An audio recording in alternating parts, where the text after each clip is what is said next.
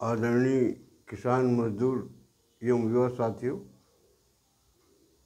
इस समय हमारे प्रदेश में भारतीय जनता पार्टी द्वारा जोर शोर से सदस्यता अभियान चलाया जा रहा है।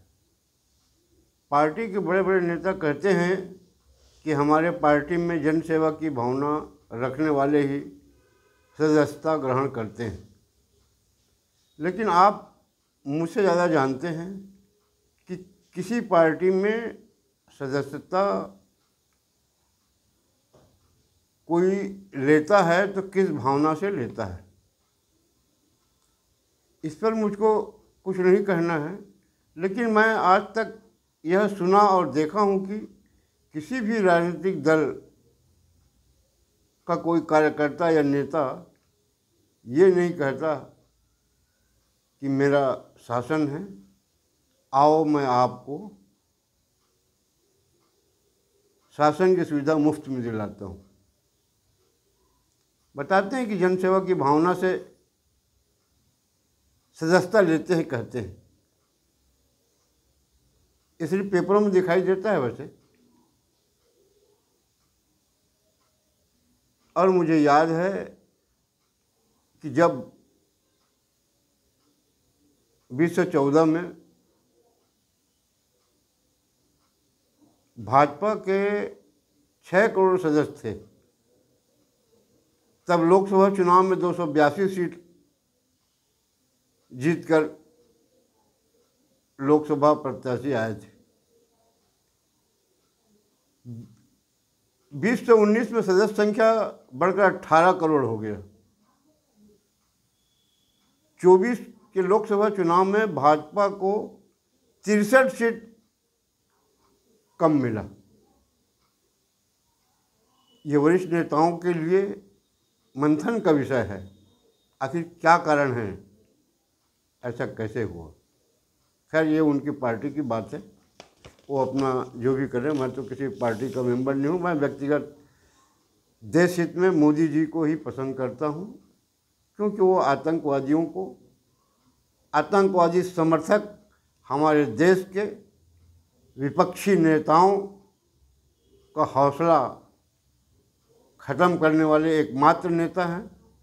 इसलिए मैं मोदी जी को पसंद करता हूँ और मैं चाहता हूँ कि अगर जो भी सदस्यता ग्रहण कर रहे हैं तो वो अगर सत्ता है इस भावना से ग्रहण कर रहे हैं और इसमें हमारा रोजी रोटी चलेगा, सत्ता को व्यापार समझ के कर रहे हैं, तो ऐसे लोगों को नहीं करना चाहिए, क्योंकि मोदी जी का लक्ष्य पूरा नहीं हो पाएगा। मोदी जो चाह रहे हैं देश के लिए। मैं वैसे अपने छत्तीसगढ़ प्रदेश के भाजपा अध्यक्ष महोदय आदरणीय किरण देव जी से निवेदन करता हूं कि हाल ही में हमारे मुख्यमंत्री विष्णुदेव साय जी ने किसानों की फसल गिरदावरी के लिए गांव-गांव में बेरोजगार युवकों को जवाबदारी देने की बात कही है। इससे मेरे मन में तथा प्रदेश के किसानों के मन में तरह तरह की भावना उत्पन्न हो रहा है। लगता है कि इस साल धान खरीदी में कुछ न कुछ गड़बड़ी जरूर होगा। अगर पटवारी की कमी है तो पटवारी की भर्ती क्यों नहीं की गई? ऐसे युवकों को आप जवाबदारी दोगे? आज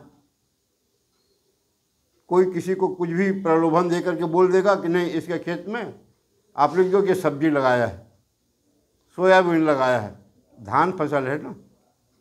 आज देख रहे हो कि प्रदेश के मंत्री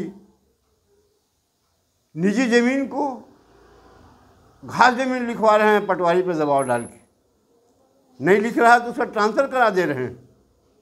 इस माहौल में अध्यक्ष महोदय,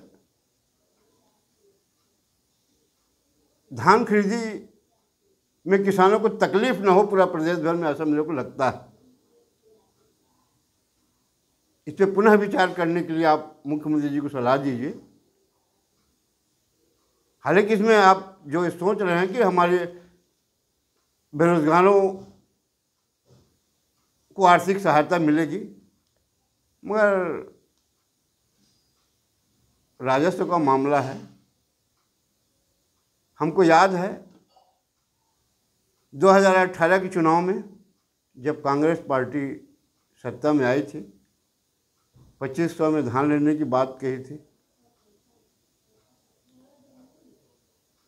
धान खरीद गिरदावली हुआ, पटवारी ने गिरदावली सही किया, मगर वहाँ कंप्यूटर में आपको भी मालूम होगा क्या लिख दिया गया।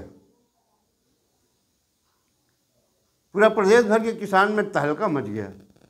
ऐसा ना हो कि इस बार भी ऐसा हो जाए। बहुत आगे चल के फिर अभी 4 साल 3 माह बचा है चुनाव के लिए। जनता में अभी से दुर्भावना न फैले, क्योंकि ये तो बहुत चिंतनीय विषय हो गया है प्रदेश के किसानों के लिए। हालांकि कोई अभी बोल नहीं रहा है, मगर आपस में चर्चा जरूर शुरू हो गया है। क्योंकि अब मैं तो खैर मुंगेर जिले से हूँ। पिछले साल हमारे यहाँ हुआ ऐसा धान खरीदी के मामले में। जनवरी के प्रथम सप्ताह से पटवारी तहसीलदारों को हमारे घर में भेजा गया, किनके यहाँ धान है कि नहीं, फोटो खिंचवाया गया। तो ऐसा अगर हम किसानों को परेशान करना चाहते हैं तो खैर भाई अब आपका सत्ता है, आप जैसा चाहें करें, मगर हमारे दिल में शंका है कि ऐसा ना हो जाए, किसानों को परेशानी ना हो। क्योंकि आपने धान खरीदी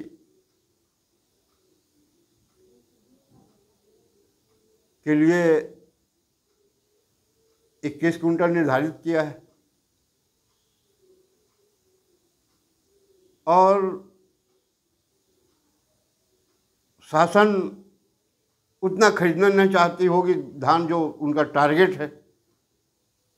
तो ऐसा नहीं कि इसके लिए ऐसा करा दिया गया होगा। खैर मैं आरोप नहीं लगा रहा हूँ, मैं तो ये शंका व्यक्त कर रहा हूँ कि लड़कों से गिरदावली क्यों। नया पटवारी भर्ती कराइए अध्यक्ष महोदय, नहीं तो हम तो पिछले साल परेशान हुए थे। पटवारी से प्रमाण पत्र, हम अपना धान बेचने, पटवारी हमको प्रमाण पत्र देगा, ग्राम सेवक प्रमाण पत्र देगा तो हम धान बेच पा रहे थे।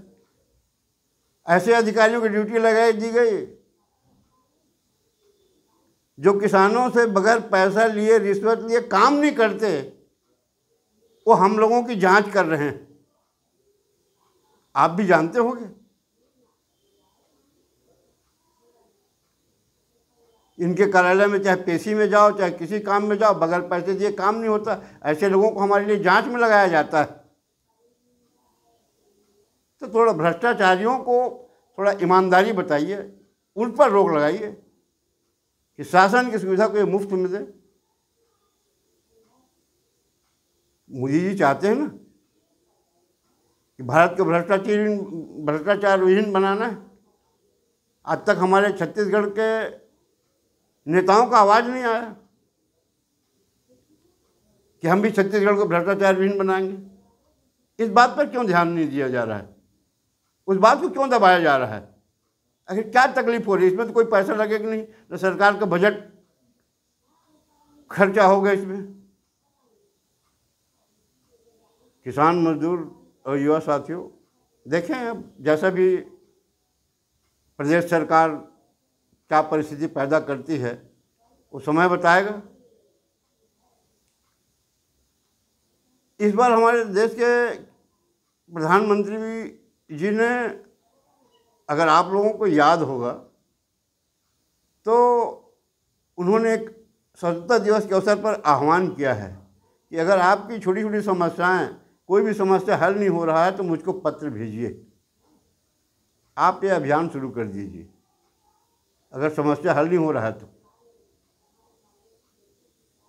वहाँ से ज़रूर कुछ न कुछ आपको उत्तर मिलेगा।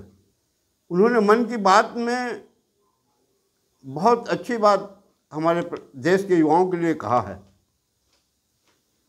कि 2047 तक मैं भारत को विकसित राष्ट्र बनाना चाहता हूँ। इसमें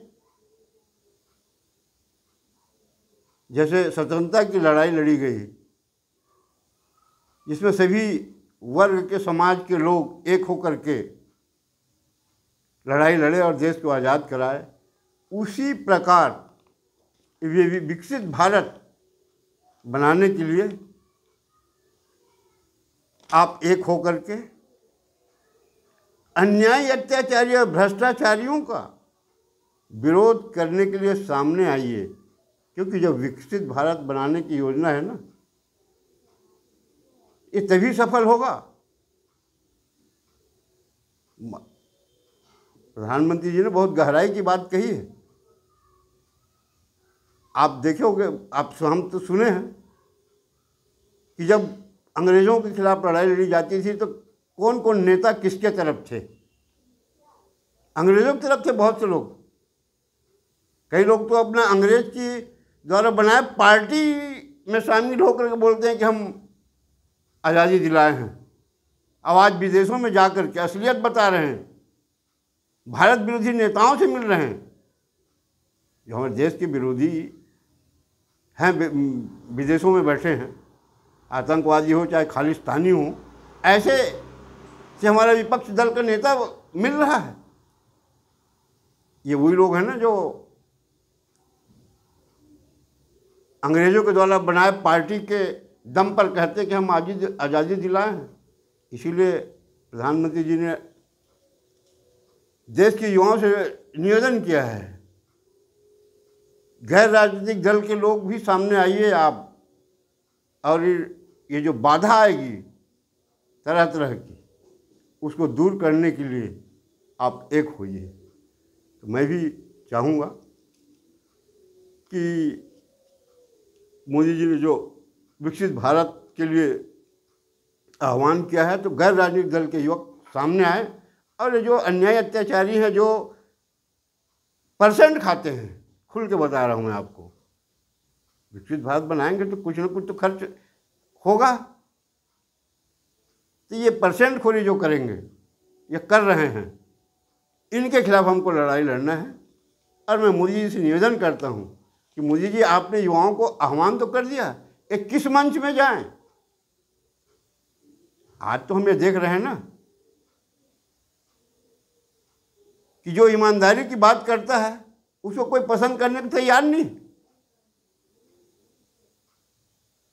तो आप एक ऐसा यूनिट बनाइए जिसमें ऐसे लोग सामने आए जो आपके विकसित भारत के खिलाफ जो बाधा पहुंचाने वाले लोग हैं, उनके खिलाफ वो लड़ाई लड़ सके। अंत में मैं अपने प्रदेश भाजपा अध्यक्ष महोदय से निवेदन करूंगा कि महोदय, मुझको यह शंका हो रहा है, अब चूँकि आप प्रदेश के अध्यक्ष हैं, इसलिए हमारी जवाबदारी है आपको बताना कि प्रदेश में वो स्थिति पैदा हो रही है जो 18 के पहले थी। अगले चुनाव में अगर आपको जीतना है तो अभी से थोड़ा सा शासन की सुविधाओं को लोगों को मुफ्त में दिलाने के लिए, और ये जो हमारे खेतों की गिरदावरी बेरोजगारों से करवा रहे हैं, इस पर थोड़ा पुनर्विचार किया जाए।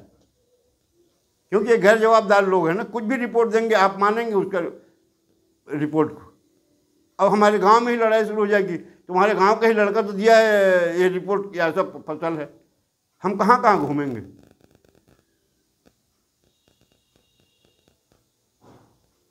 और वो भी ऐसा ना हो कि विधायकों के इच्छा के मुताबिक हो। जो भर्ती भी हो कोई निष्पक्षता भी ना रहे।